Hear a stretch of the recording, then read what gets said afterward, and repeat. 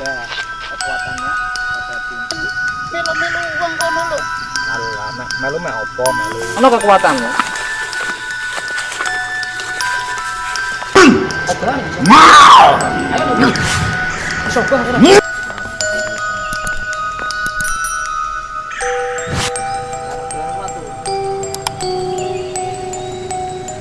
Assalamualaikum warahmatullahi wabarakatuh.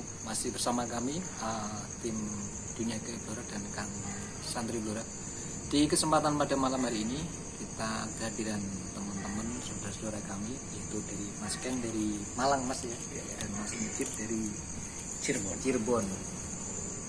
Di kesempatan pada malam hari ini kita akan mencoba terkait pengalaman Mas Ken, Mas Mujib ini berkaitan dengan hal gaib. Mungkin kita akan bertanya-tanya karena malam ini kita juga baru ketemu kemarin Mas ya, untuk melakukan diskusi.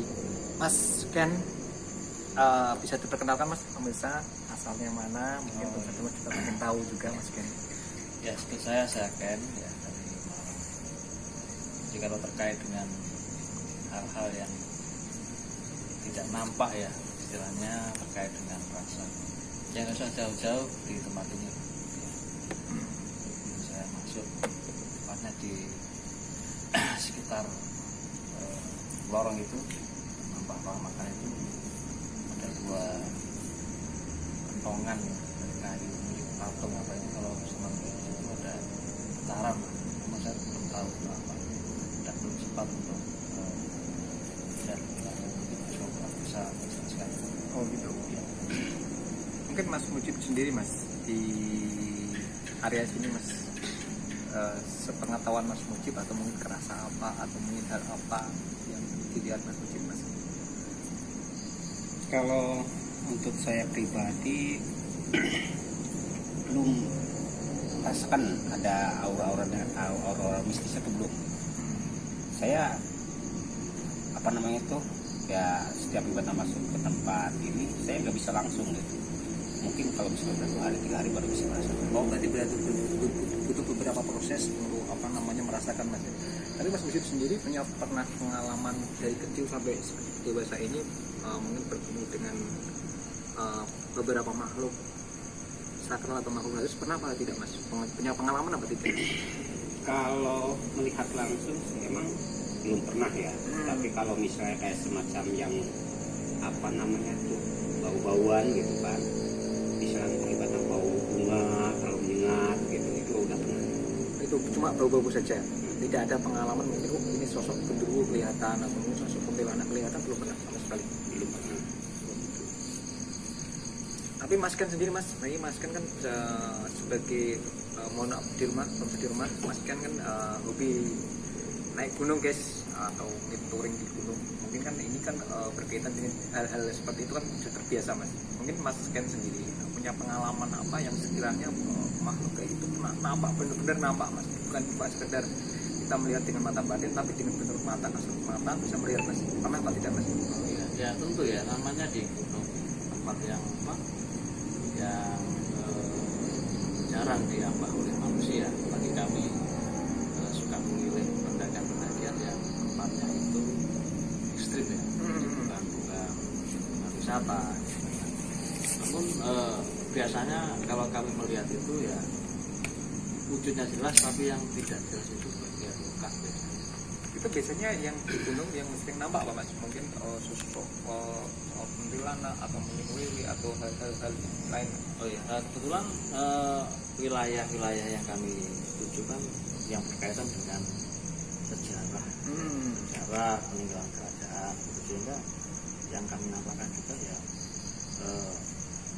beberapa sosok atau tampilan yang itu menggambarkan situasi di masa lampau. Jadi orang-orang biasa seperti ini akan, tapi penampakan wajahnya tidak jelas, cuma atribut pakaiannya itu mencerminkan masa-masa lalu ya, bukan masa saat ini. Oh seperti itu Mas ya? Ya. Mungkin kan gini Mas, setiap orang kan mungkin Mas Mujib sendiri kan beda dengan Mas Ken. Ada beberapa mungkin dimensi manusia Mas, kepekaan aura manusia dengan tingkat sajin itu kan ada levelnya Mas.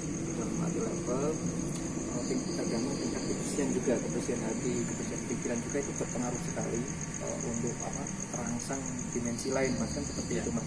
Ya. Mungkin kan gini mas, di saat seperti itu mungkin mas kan pernah dengar di saat pada waktu sebelum mas Ken datangi ada sosok yang diganggu yang tidak bisa kembali, tapi setelah mas Ken datangi tidak ada hal yang sekiranya membahayakan atau tidak terjadi apa-apa, itu pernah apa tidak di masa hidup mas Ken? Ya, itu beberapa kali ya, karena memang tempat-tempat semacam itu kan selalu ada ya. Dan satu hal yang kami lakukan itu sifatnya bukan mengusir atau menantang, tapi kita mencoba untuk semacam mengharmonikan, karena sesuatu yang mungkin mengganggu itu mungkin sebenarnya bukan mengganggu, cuman kita memang kebetulan frekuensi kita masuk ke frekuensi mereka. Nah ini mengapa kok sampai satu frekuensi, sedangkan sebenarnya manusia dan makhluk halus itu kan juga berbeda, ada frekuensi dan tentu ada masalah ya kan. Karena itu apakah kita harus membantu mereka untuk kembali kepada frekuensinya atau dunianya, atau kita yang memang harus lebih kembali meniatkan kita mau apa ke situ. Tapi biasanya kami melakukan serangkaian doa atau apalah yang sifatnya itu untuk merekrasi situasi supaya teman-teman kita yang bersama kita ikut pendakian itu juga selamat, karena kita memang yang datang ke situ. Oh gitu. Ya. Mungkin mas Muncik punya pengalaman mas dikait pernah ke gunung atau hal yang lain mas? Oke. Kalau yang pernah kan pertama yang tadi saya jelaskan, kalau suara-suara emang saya sering gitu. Oh gitu. Salah satunya waktu itu saya sedang pekerjaan saya kan di Batan Tukang servis elektronik. Nah waktu itu saya Batan lagi nyervis, tiba-tiba ada yang manggil saya gitu. Ada yang manggil nama saya tengok, cuman emang gak ada orang gitu. Itu berapa kali mas? Biasanya kan ada yang 3 kali, setelah 3 kali hilang, terus kadang kembali lagi, seperti itu apa tidak? Nah itu 3 kali. Oh. Ya, akhirnya setelah Batam saya dipanggil, ada yang manggil di Batam, terus saya cari nggak ada gitu. Akhirnya saya membangunkan ibu saya gitu. Terus kata ibu saya, kalau misalnya ada yang manggil tengah malam itu jangan dijawab katanya kan gitu. Nah setelah itu tiba-tiba perasaan di Batam perut saya itu ada yang nonjok. Mungkin saya mental sekitar 5 meteran ada. Jauh loh mas, 5 meter loh mas. Jauh. Bahkan di Batam akhirnya saya merasakan di Batam sakit, perutnya tuh bener-bener sakit gitu. Nah setelah itu saya nggak sadarkan diri gitu, itu menurut keterangan dari keluarga saya ya. Akhirnya ibu saya membangunkan orang tua saya, bapak saya gitu. Pas kebetulan kata bapak saya lagi mimpi ada orang yang mau ngeroyok saya. Akhirnya sama bapak saya dihalangin gitu. Bahkan tangan si yang mau ngeroyok saya itu dipatah-patahin lah gitu. Nah akhirnya setelah itu bapak saya bangun, terus di satu keluarga lah ibaratnya membaca surat-surat ibaratnya pendek, entah ibaratnya surat Yasin juga ibaratnya dibacakan. Alhamdulillah saya tidur nyenyak gitu. Besok paginya saya nggak terjadi apa-apa. Ini kan kejadian sesuatu hal kan, mohon maaf mas ya, kalau orang kita pikir secara awam dan nanti menggunakan logika kita kan tidak sampai, tidak terjadi apa-apa. Dipanggil seseorang, pada waktu dipanggil kita cari orangnya tidak ada, tapi setelah itu tanpa ada suatu kejadian yang sekiranya tidak disangka-sangka kok sama mental itu kan ya tidak masuk akal kan juga mas. Itu kan yang dinamakan gaib seperti itu mas. Jadi kan sesuatu yang tidak terlihat kasat mata, tidak terpikir oleh logika tapi nyata, itu kan gaib kan seperti itu. Kami juga pernah mengalami mas kan di saat pendakian gunung juga saya dan teman-teman itu 9 orang di situ. Tak tahu mas, di saat kita di atas gunung itu ada warung mas, ada kopi, makanan dan yang lain. Tidak tahunya mas, setelah makan pada waktu turun tidak ada. Itu kejadian nyata saya. Jadi kan teman-teman semua heran. Pada waktu itu kita ke gunung itu sudah makan, sudah ngopi, sudah merokok, semuanya sudah terpenuhi mas. Sudah terpenuhi, perut lumayan kenyang. Kita turun, saya lihat ke belakang, tengok, dan teman-teman itu juga kaget. Pada waktu ditengok ke belakang, warungnya sudah tidak ada. Ini kan ya tadinya tidak bisa dilogika, tapi nyata itu agak ini. Mungkin untuk perbincangan malam ini terima kasih mas Ken atas waktunya. Jadi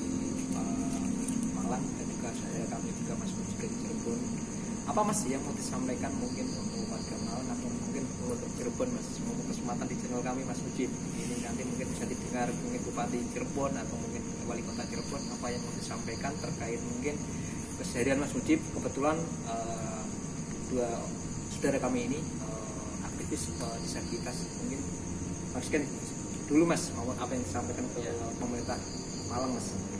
Oke, ya tidak terkait dengan pemerintah Malang ya, terkait dengan dunia gaib. Iya juga maksudnya kan gini loh, ngomong kesempatan Mas, ada pesan dan kesan mungkin bisa disampaikan ke teman-teman. Kebetulan kemarin kan pada waktu kita ke Jepara Mas, itu memang ada tanggapan positif langsung dari pihak Bupati dan Pemkab juga Mas. Oh, gitu. Iya, makanya kan kita selain mohon maaf, kita selain konten dengan hal kaitan gaib Mas, juga kita pengen membantu teman-teman yang mungkin tidak di bidang sosial juga terkait apa isu yang dibawa juga nanti biar tersampaikan ke mereka yang menonton gitu. Ya intinya hidup berdampingan dengan berbagai dimensi. Ini kata kuncinya adalah Mamayu Hayuning Bawono.